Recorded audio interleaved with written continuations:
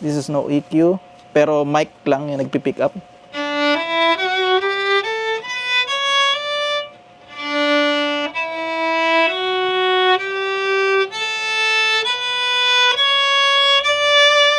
And this is what it sounds like when you turn on my mix.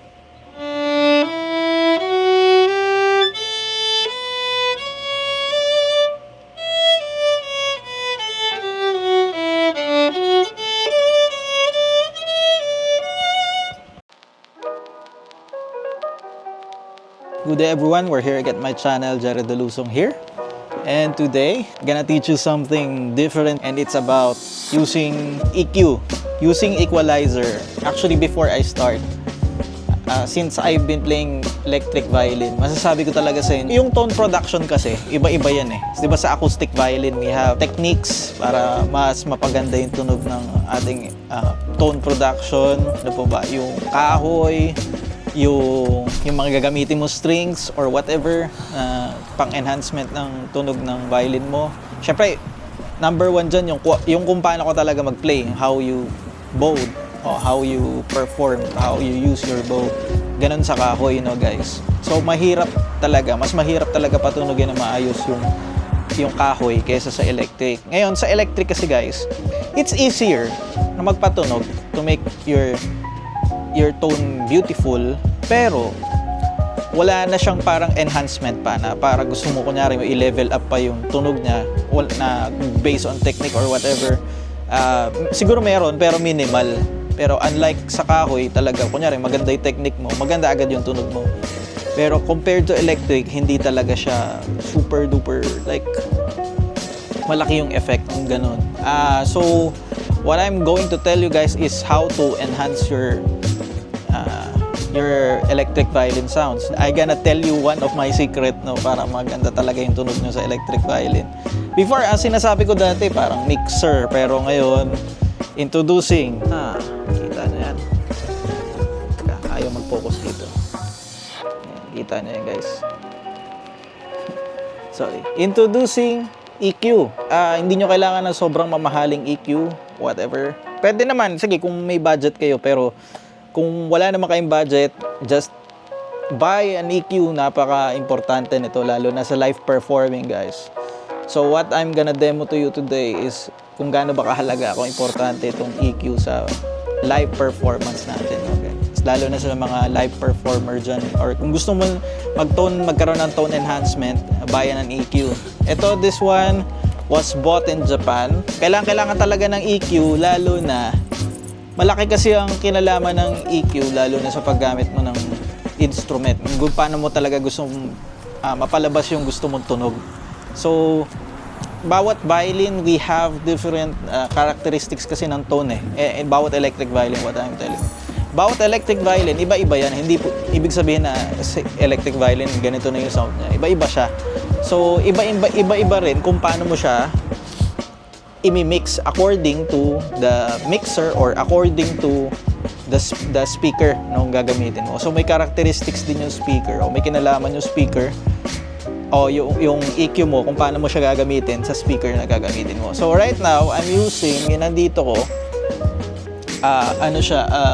Yamaha H series. I forgot. Nalimutan ko na yung nito. Ang tagal lang kasi nitong Yamaha ko. So, sabi nila, ito daw yung isa sa standard na sobrang flat ng tunog. Walang bass boost, walang Pero may encounter nyo guys sa live. Meron ko nyo, perform kayo sa live. May iba-iba kasing characteristics yung speaker eh. So, merong mataas yung mid, merong bass boost, merong So, yun. Guys, gonna tell you how to tame those. So, paano natin mapapatunog ng maganda. So, before, siguro sa ibang video, kung ano ba yung pinagkaiba nito, naka-off siya at saka naka-on.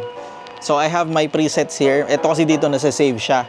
So, ito yung gusto ko dito. So, pwede ko i-boost, pwede ko i-hinaan. So, pag sinabing boost, magdadagdag ka. Pag sabi namang cut, hihinaan mo naman. So, ganun lang naman yun. So, if I boost something like bass boost or whatever. Pero sa violin, walang bass boost, guys, Hindi imposible magkaroon. Dapat pinapatay yung bass ng violin, yung mga basses sound. Like yung frequencies from 60 to 100. Yan. sa akin nga 120 kinakat ko na yun. Kasi ano siya, unnecessary siya, and it could nga ngungi yung tunog sa violin. So kinakat siya usually. Pag kinakat, ginaganyan, binababa. Ayan, kita nyo guys, ayan, yung gauge niya. Sa akin kasi nasunod eh. Anyway, yung gauge nito. Automatic nakakat yun, yung 30, 60 to 120. Usually, sa ibang EQ, sa 60 siya nagsisimula.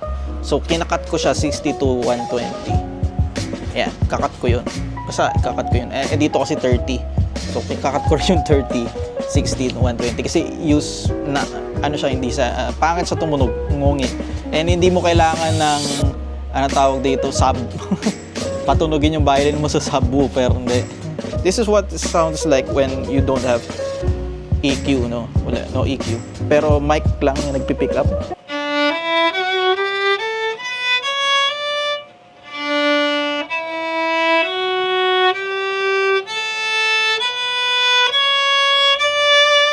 Yan, yung sound na. Pag na-inon ko na siya,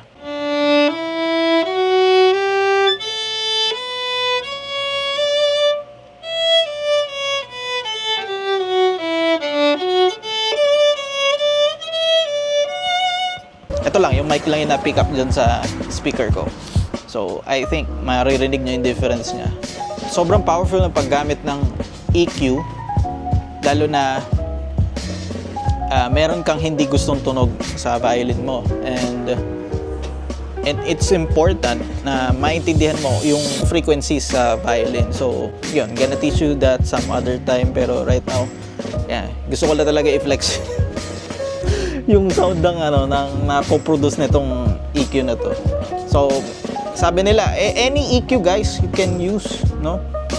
Not only yung mga mamahalin, just if you can afford much better para ma-perform mo sa live. May nagtatanong din kasi sa akin, if daw ba malaki yung effect ng string sa violin.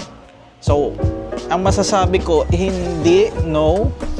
Kahit mamahalin pa yan o mura, I think what affects yung feel yun eh. Yung feel mo, yun lang yung maapektuhan doon sa electric violin.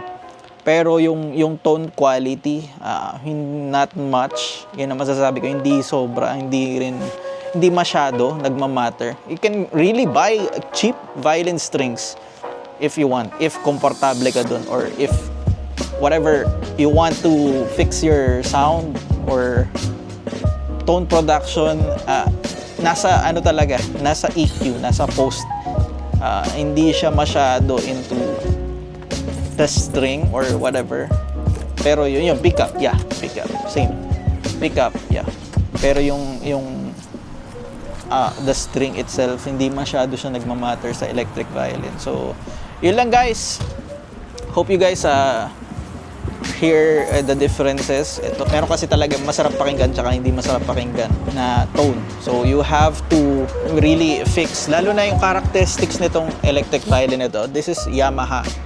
So lahat ng narinig kong Yamaha yata, lahat na masyadong mamid, masyadong masampal sa muka yung tunog. So the tendency is parang pag naglakas ka ng bolo, parang yung mga kasama mo natatalasan sa tunog mo.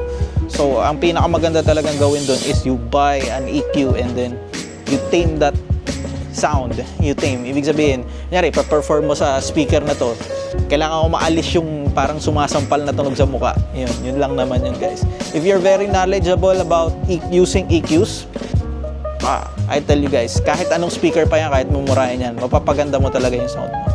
And yun lang. That's the importance of it. And hope you learn a bit from this. And then the next video, I think, I'm gonna demo you how to use the EQ, and then yeah, if you still want to learn using EQ. Thank you so much for watching, and see you on my next video.